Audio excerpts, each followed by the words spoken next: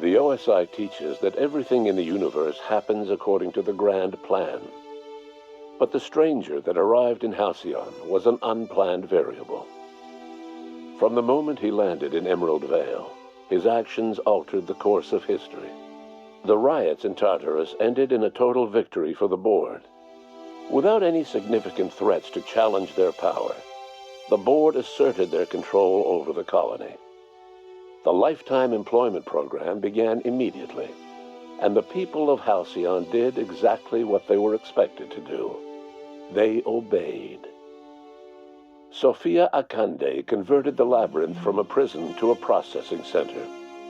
She jettisoned the original colonists out of the Hope and transformed the ship into a massive storage facility.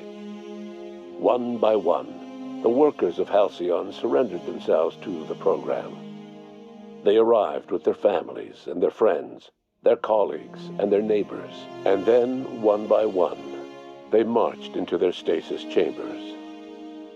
As the workers of Halcyon slept in their hibernation chambers, their settlements became ghost towns, left behind by the board to be reclaimed by nature. Only Byzantium remained, a shining beacon of civilization in an otherwise abandoned colony. The people of Byzantium spent the rest of their days gorging themselves on their stockpile of resources.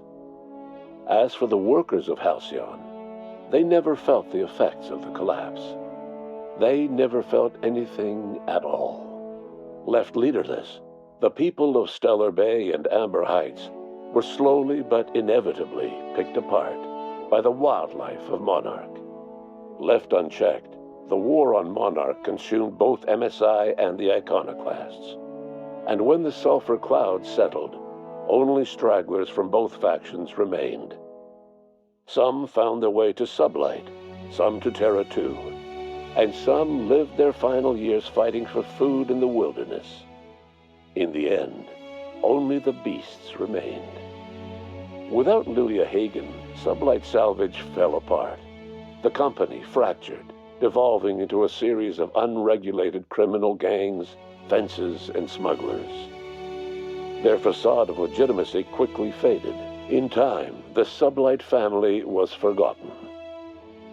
Over the years, the ruins of Edgewater caused irreversible environmental damage to the landscape of Emerald Vale, owing largely to the presence of toxic compounds in the town's building materials. As for Edgewater's former workers, their remains provided a source of nourishment for the region's fauna, leading to an explosion in the sprat population. Without the commanding leadership of Junlei Tennyson, the groundbreaker teetered on the verge of corporate control. The ship's independence eroded until it was nothing but another symbolic brand. Once engineering and life support fell into board hands, the people began to accept that their home was no longer their own. As smaller settlements were swallowed up and their workers drafted into the lifetime employment program, Byzantium continued to thrive. While its citizens lived in decadence and extravagance, a small cadre of scientists worked to solve the nutrition crisis that threatened Halcyon. No one else much noticed the townships that disappeared from the map, or the luxuries that slowly lost their luster year by year. Even the Gorgone asteroid, though a distant enigma to most of Halcyon, felt the aftershocks of your actions. Gorgone's restored facilities presented a tantalizing boon to the lifetime employment program, the promise of a more productive, more compliant workforce. It was too good for Akande to pass up, especially when Tartarus and the many underperforming townships across Terra 2 offered fodder for additional research. Unfortunately, the lack of capable leadership left the project in even worse shape than it had been under Dr. Ambrose. As Halcyon's population dwindled, Gorgone churned out one failed formula after another, and marauders overran the empty settlements of Terra 2. With Project Gorgone under his command, Lucien Bancroft had everything he needed: a laboratory, Ambrose Manor, and an endless supply of human test subjects. Above all, He had no ethical qualms about the nature of his work. Lucien did well for himself in Akande's new vision of Halcyon. In spite of everything, the Gorgone asteroid remained a sobering reminder of the potential for progress and disaster in humanity's most ambitious efforts. Administrator Ludovico never lived to see the launch of Spectrum Brown. It happened in a private event in Byzantium to an elite gathering of dilettantes who wanted to sample the drink that killed Halcyon Helen.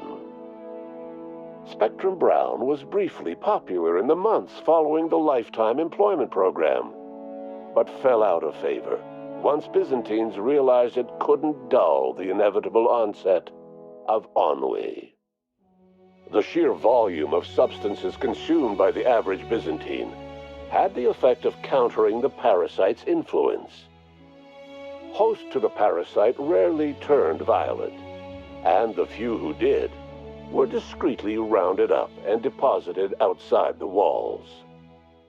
The lifetime employment program led to a boom in the aetherwave industry, as more and more Byzantines demanded entertainment. With the absence of Ruth Bellamy, the question on everyone's mind was, who could be the next Halcyon Helen? Burbage 3001's performance during the investigation on Eridanos made it the ideal contender for Helen's replacement. Some years later, after Odeon Pictures released the brand new Burbage 3002 model, it was found mysteriously destroyed by a plasma weapon.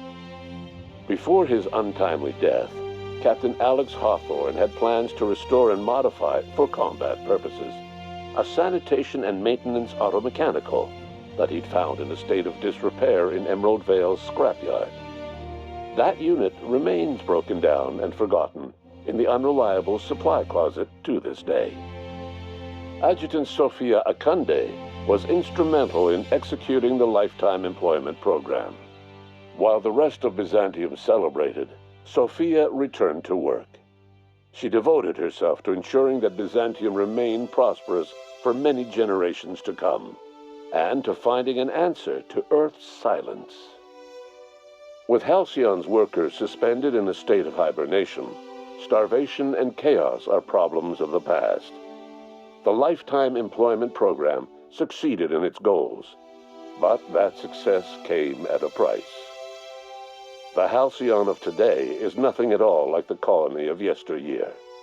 Power remains concentrated in Byzantium, but all the colony's resources serve the lifestyle of the elite, thereby transforming Halcyon into one of the smallest and most exclusive colonies in the system. And what about you, the unplanned variable in the history of Halcyon? After you rescued her in Tartarus, Sophia Akande offered you any reward you could imagine. Power, wealth, influence. However, you were more interested in the simple pleasures in life, like the smooth, artificially enhanced flavor of a Rizzo's Purple Berry Munch. Rizzo's Purple Berry Munch, the only snack in Halcyon, officially endorsed by the captain of the Unreliable. No one knows what's happened to Earth, and no one knows what the future has in store for Halcyon. All we know for certain is this: the name of the Unreliable and that of its intrepid captain will remain the subject of countless stories for years to come.